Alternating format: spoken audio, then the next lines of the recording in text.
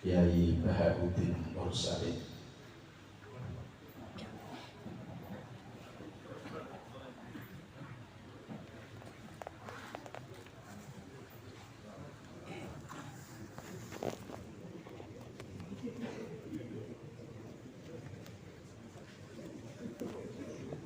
Assalamualaikum warahmatullahi wabarakatuh.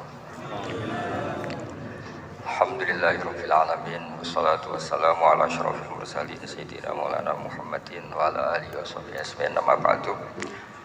Teng ngarsa keluarga besar Mbah Ahmad Minan Abdullah ingkang kula hormati, khususipun Nyai Umi Maftuhah sedanten keluarga Gus Atta, ngarsa para kiai khusus wonten Kiai Ulil Albab Arwani, Mbah Kawula Kiai Muat, wonten Dek Rozin Gus Nazif, wonten Kiai Mujib, teng ngarsa para habaib ingkang kula hormati. Kula mun niat boten guyon, ternyata Pak Muat guyon. Tapi insyaallah kula boten guyon.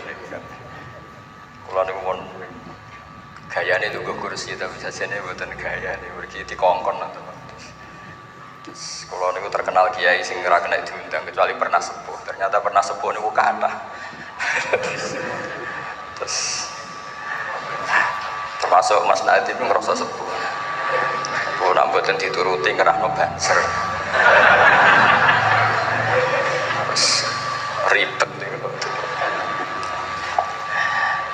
Kula badhe matur jauh sederengipun Mbah Kawula Ki Muat Thohir. Beliau itu mbah kula saking lasem nggih saking kajen. Terus kula cerita sekedap buyut kula kandung namine Hafsah niku gadah putri Sofiah niku dugi kula.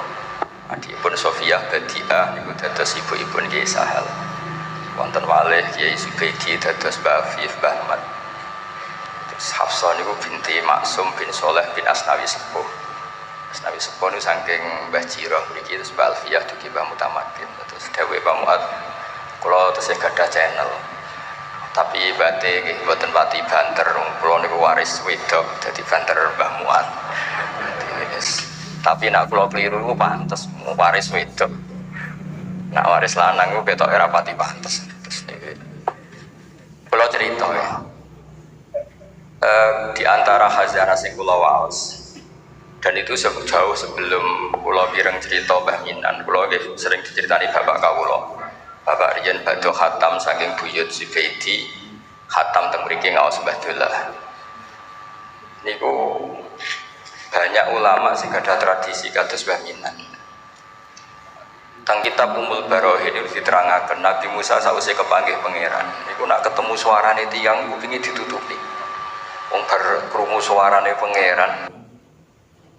Terus krungu suarane manusa. Aku pusing. Terus Mbah Minan niku biasa terus Quran bocah bakas panen kan pusing. Cerita ana corona niku ya pusing.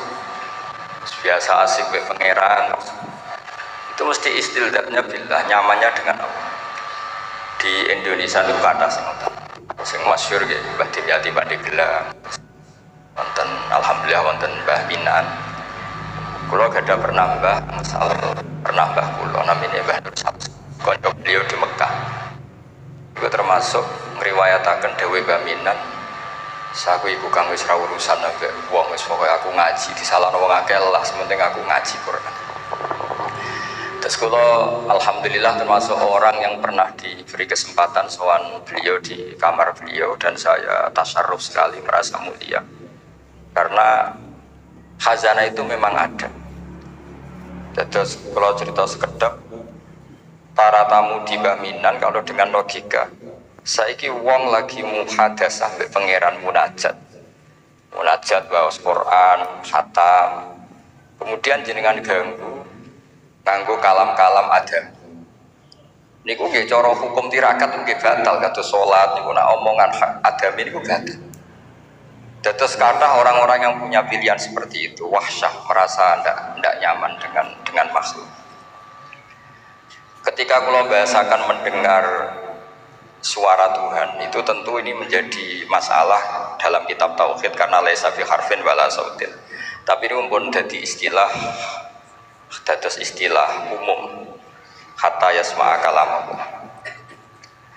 Kalau cerita tentang Imam Syu'bah, Imam Syu'bah niku lam yusroh lahu firasun khamsina sana. Beliau itu nggak pernah lemean 50 tahun. Dan beliau khataman itu 24.000 kali. So sampean bayang. Dan itu seringnya diwuduin wahid kata Sayyidina Utsman niku khatam Quran nggak badha Isya. Niku witirnya namung sak rakaat. Sayyidina Utsman itu satu-satunya sahabat kalau witir namung sak rakaat. Tapi sak rakaate Sayyidina Utsman itu khatam Quran. Nah kita alhamdulillah saged niru sak rakaate. Hebat.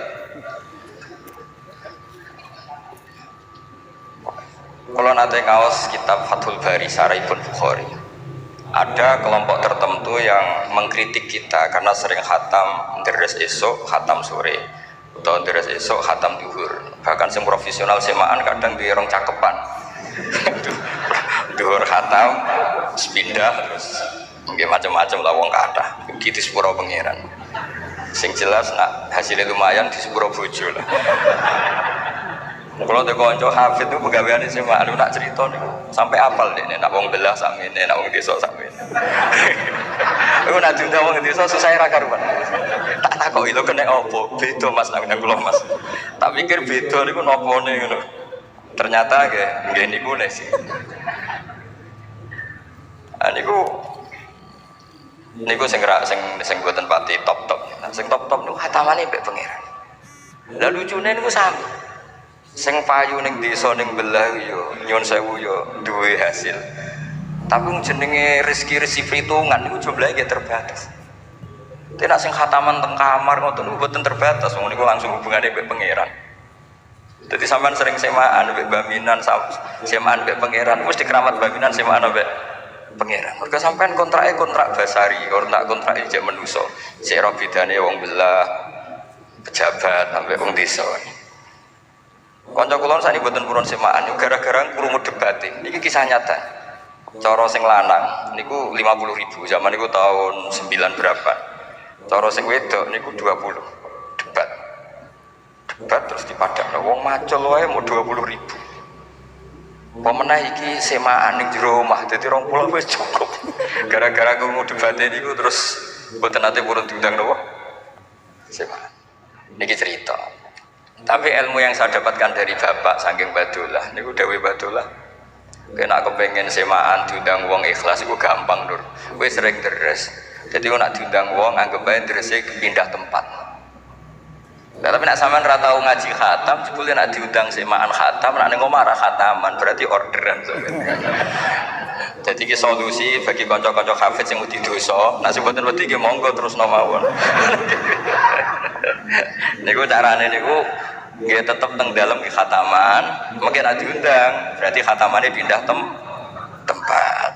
Dene nak sampean ra tau ning omah khataman, kok nak diundang khataman ya berarti order. Niki mboten nyindir, niki nata niat, cerita-cerita nata niat.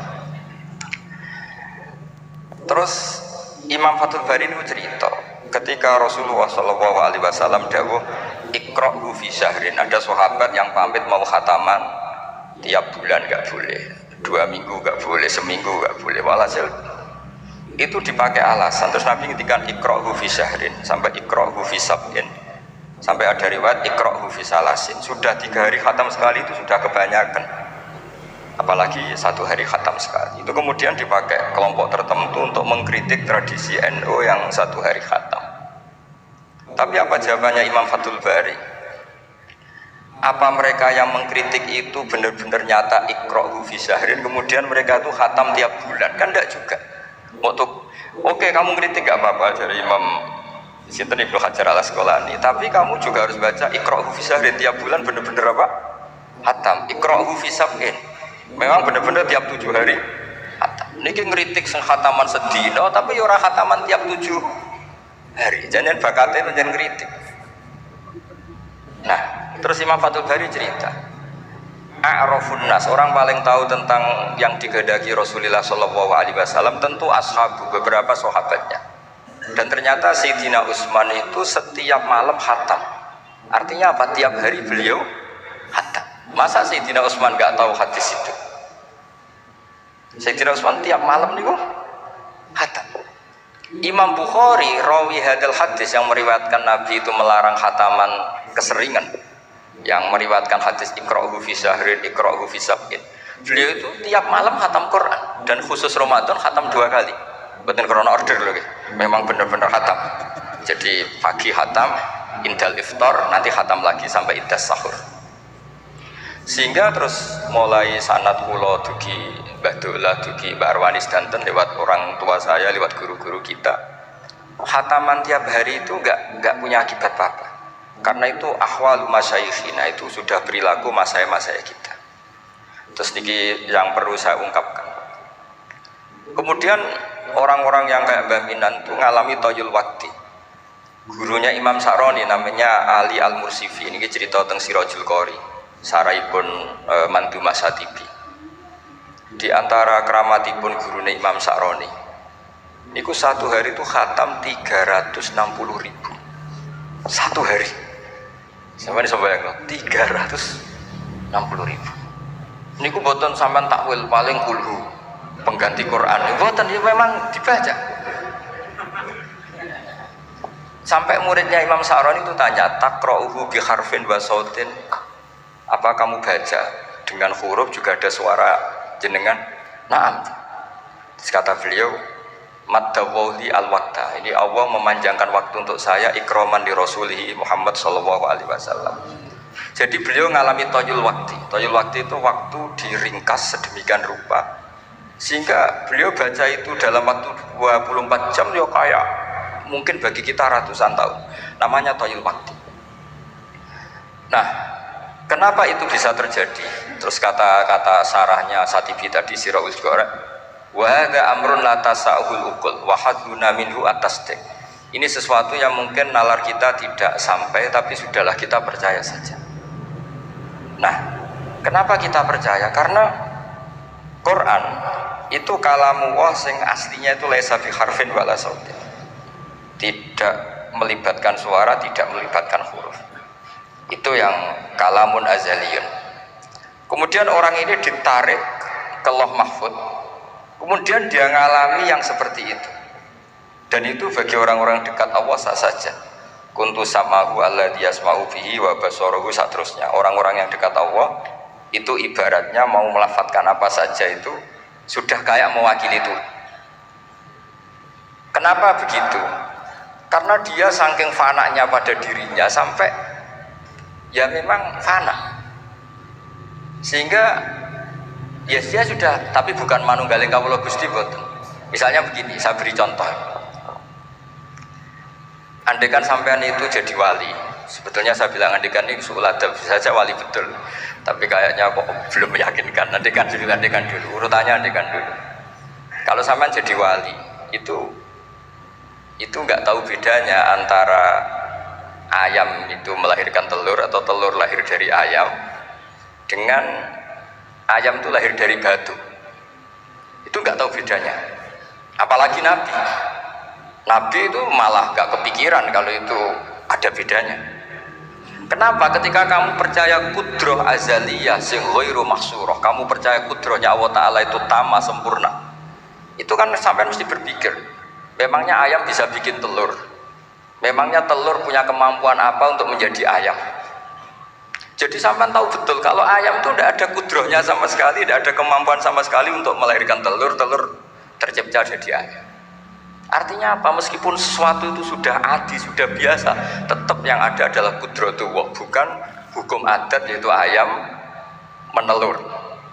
Sehingga seorang nabi itu, misalnya Nabi Soleh ditanya, apa bukti mujizat kamu?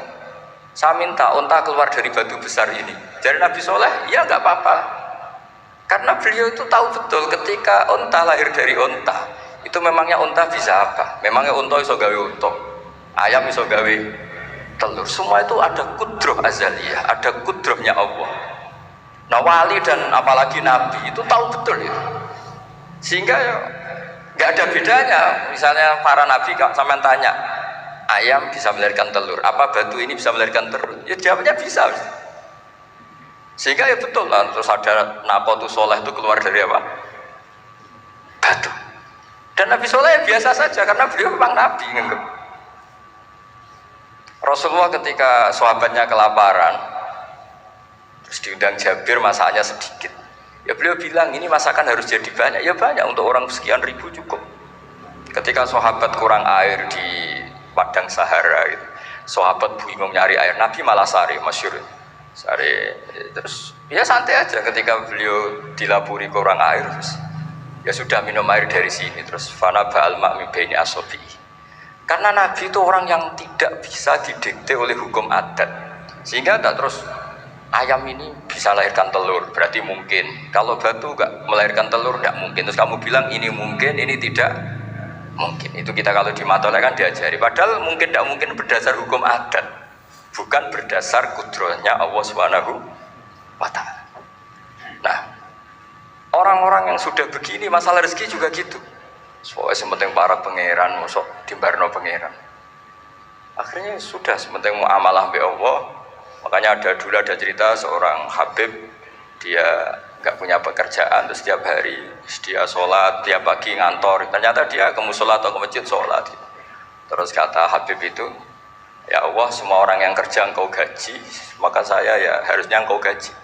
Ibu ya terus sugih, tapi bukannya ditiru boleh. Jadi dia nape ngantor ya rati kantor, ngantornya di masjid sholat. Tapi ini nggak boleh gaya-gayaan, yang sudah makomnya seperti itu. Kalau sampai gak makomnya ribet. Tapi ini cerita ya, kalau tak belajar Quran.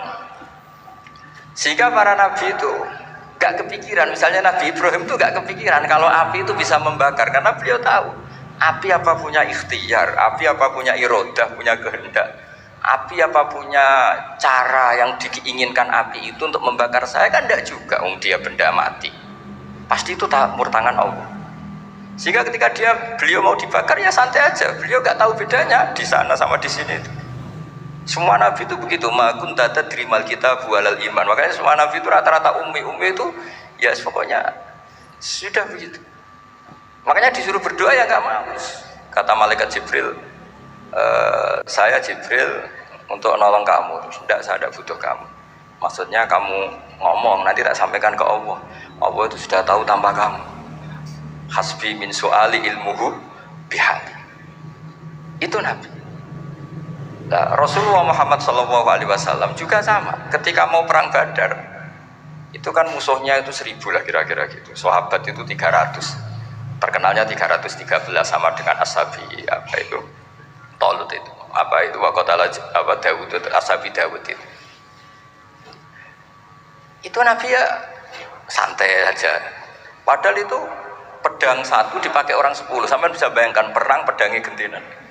Tidak bisa kan? Tapi Nabi karena diutus Allah ya jalan saja. Ya santai. Karena bagi Nabi itu nanti ada kudratullah. Betul. Ternyata perang musuhnya 1000, musuh 300, yang satu perlengkapan lengkap, yang satu gentenan pedang. Perang ya dibaca sih nyilep pedangnya kalau musuh kan yur gak iso bayang. Singkat cerita terus masyhur itu Nabi terus berdoa, ya Allahumma Allahumma intuhlik hadil isobat dalam tubat ba'dal yaum. Walhasil terus ada pertolongan dari Allah. Artinya Nabi nganggep ini gak penting 300 apa 100. Orang menang tuh ya karena bi kudratillah. Begitu juga di perang Khandaq sehingga Nabi itu pernah minta kakinya kambing. Kaki yang depan namanya dirok. Dirok itu 2 kan, namanya kaki depan itu dirok. Coba ambilkan dirok itu, ini ada tamu, diambilkan. Terus diambilkan lagi, ambilkan lagi 1, diambilkan. Terus ambilkan lagi. Bukankah kambing diroknya hanya 2 ya Rasulullah? Andai kan kamu langsung ngambil, pasti tetap jumlah itu ada. Karena ketika Nabi ngendikan ini jadi konstitusi. Jadi kemana malaikat kudu melok ribet Nabi ngendikan. Ya masyhur kan Nabi khutbah, padahal pas musim kemarau nggak mungkin hujan acara hukum adat.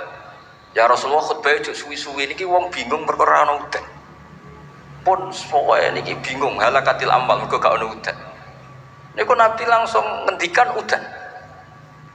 Bareng udan minggu berikutnya wong kebanjiran, saniki mboten rusak krana kemarau tapi krana banjir. Niku Nabi ngendikan Allahumma hawalena wala ini langsung mari. Artinya Nabi itu gak bisa didikte terus. Ini secara ilmu falak, ini gak musim hujan. Kiai saya kan perhitungan, gelem istisqa sak sing didelok wis musim dadi istisqa. Kalau di konco kiai ahli falak, kon istisqa ora gelem. Tak takoki kena apa? Tak hitung jek suwe kesudan. Engko ora ketara ra mandine, dadi dekne ngenteni. Wis, yo ono kiai rontok politik ngoten yo. Tangan-tangan yo bener, timbang terkenal ngobos kan nurono reputasi dadi. Iku yo. Tapi kalau Nabi itu ndak. Nabi itu makun tadrimal kitab walal iman. Karena kalau kita sudah makom itu nggak bisa didikte oleh al-ahkam al-adiyah. Nak pitik mulai rondo dari pitik. Makanya ketika ada kitab Al-Fusulul Hamidiyah, hukum adat telah membodohkan kita lama sekali sehingga Anda tidak bisa percaya kudroh tamah. Dan ini kaitannya formal baminan ini nanti tentang Quran. Nanti jenengan melihat mukjizat terus gampang sih. Terus kata Imam Al-Fusulul Hamidiyah ngendikan umpama klungsu niku biji asem nih. Andai kan tidak pernah terjadi klungsu itu jadi asem yang besar, kemudian buah, kemudian macam-macam lah ditabrak truk ngati yo masalah tenan. Terus itu gak pernah terjadi. Terus akhbaro kamu birun, terus kamu diberi cerita orang ini klungsu ini bisa jadi pohon besar sekali suatu saat. Kamu pasti tidak percaya. Oh ini mohal, masa barang kecil jadi besar. Berhubung sering terjadi, terus Anda bilang mungkin. Tapi pertanyaannya loh, ketika mungkin itu kamu kan nggak ikut bikin. Loh namanya mungkin tidak mungkin kan kamu harus punya otoritas ikut bikin. Kamu kan nggak ikut bikin, kok bilang ini mungkin, yang ini tidak mungkin. Ketika itu sering jadi pohon besar, Anda pun tidak berkontribusi kan? Kontribusinya siapa coba? Allah Subhanahu wa Ta'ala. Nah di sini terus para wali itu sudah mengabaikan itu semua. Jadi ya Nabi kalau mau mi'raj ya sudah terbang saja. Kayak Syekh Abdul Qadir Jilani kalau mau tawaf ya tawaf saja. Padahal beliau di Baghdad, Imam Nawawi itu di Damaskus tiap malam itu tawaf. Padahal penerbangan 3 jam. Karena beliau gak roh beda nih. Kiado itu parku. Mbak Mutamakin kepengen teng Mekah ya teng Mekah mawon. Kau santri haji, paspor itu urus. Kondo Mas Nadib kondo menak, nu betul sama. Betul sangat. Ini cerita wali betul. Artinya, nah, orang-orang ahli Quran itu sudah ke makom itu. Sehingga yo coba warai, nak tengok-tengok neng omah terus rezekine piye, yo coba warai ngono kok dadi goblok malah niki pun makomnya seperti itu. Dan kita harus berlatih. Kalau kita tidak berlatih maka ilmu ini akan hilang. Yaitu tadi, terus kita didikte hukum adat, seakan-akan hukum adat ini memenjarakan kita, memasung kita, kemudian kita sampai nanti ada mukjizat Naqatus Soleh keluar dari As-Sokhrah, dari batu besar kita janggal, Nabi Ibrahim dibakar oleh api kita apa? Janggal. Sebetulnya itu kalau pakai, makanya di Matolek, di semua pondok diajarkan ada mohal akli, ada mohal apa? Adi. Kalau mohal adi itu ya sebetulnya tidak mohal, cuma secara adat itu jarang apa terjadi. Tapi kita harus mulai berpikir, dilatih. Ketika telur jadi ayam, memangnya dia punya ikhtiar kan enggak? Tetap di situ ada kudratullah. Nah kalau sama-sama kudratullah, bedanya apa? Telur keluar dari ayam sama telur keluar dari batu.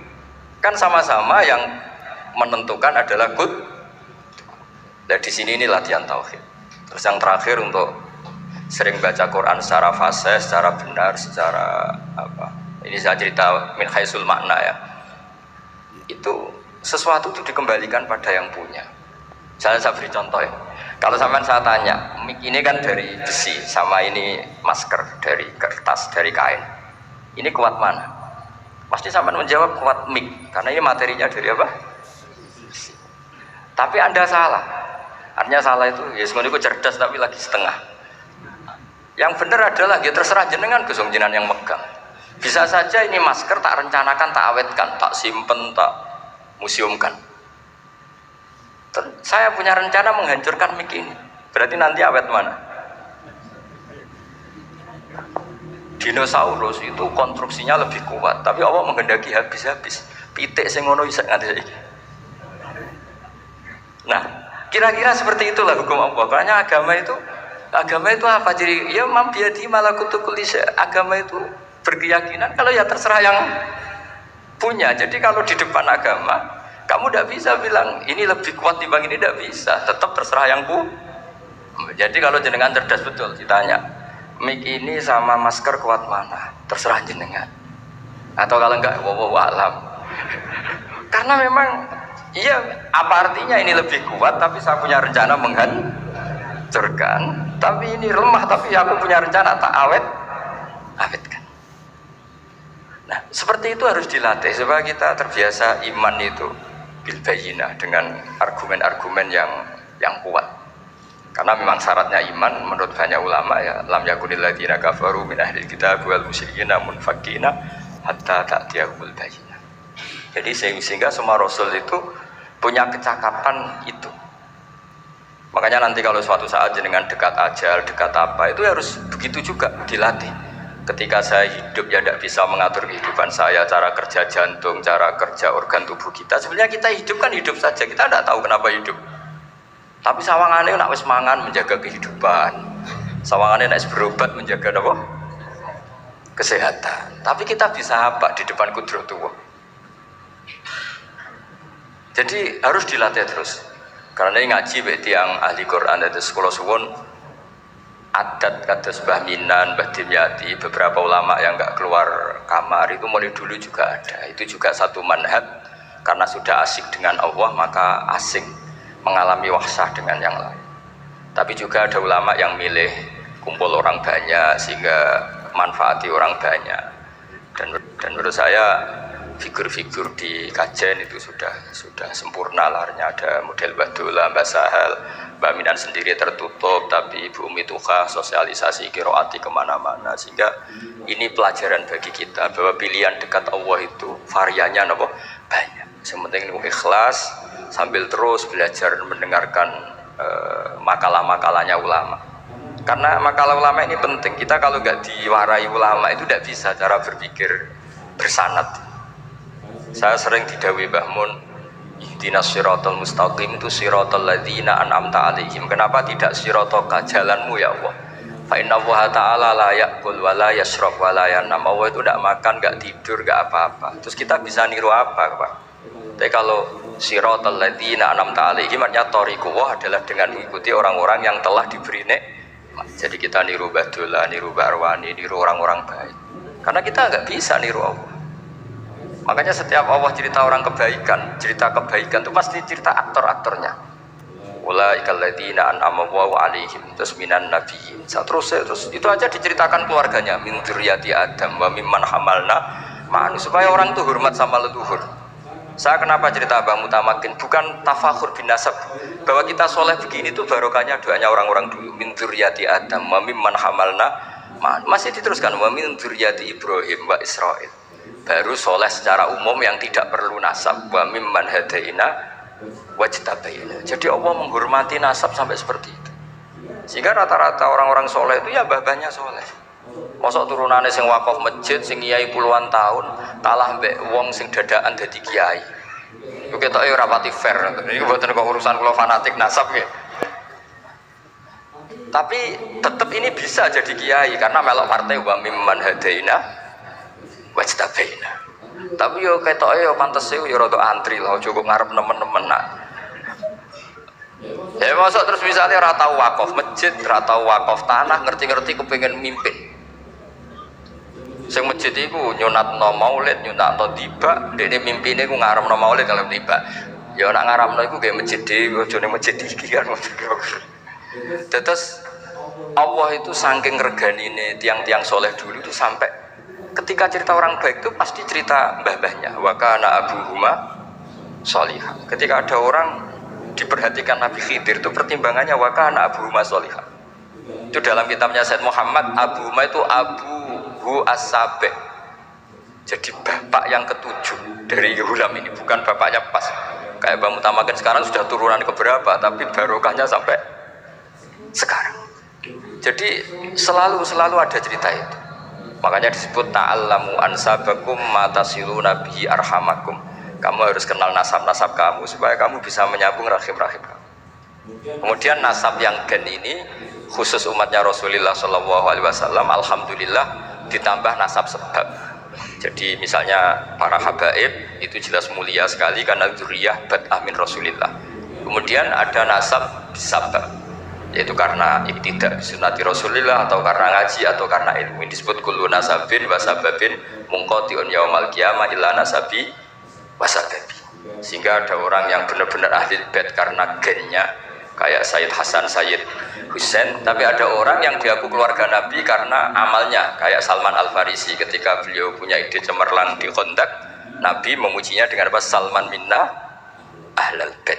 Jadi ini artinya gini, jenengan meskipun tidak keluarga Mbah Minan secara gen karena yang keluarganya ya tentu Mas Fatah dan saudara-saudaranya, tapi kita bisa menjadi keluarga beliau karena amal dan karena mahabbah. Nggih ngoten mawon, nggih sing ndonga yang pun kula lah. Wis nurut mawon daripada niki bentrok ribet. Wow, nak gak nurut itu Mas Nadiem terus dikerano ban sing pun teng kanan kiri niku ribet ning wong niku panglima tertinggi napa? Itu kok wakili, itu kok ketuane tapi semua yang jelas saged meremot. Nggih, monggo berdoa Al-Fatihah. A'udzubillahi minasyaitonir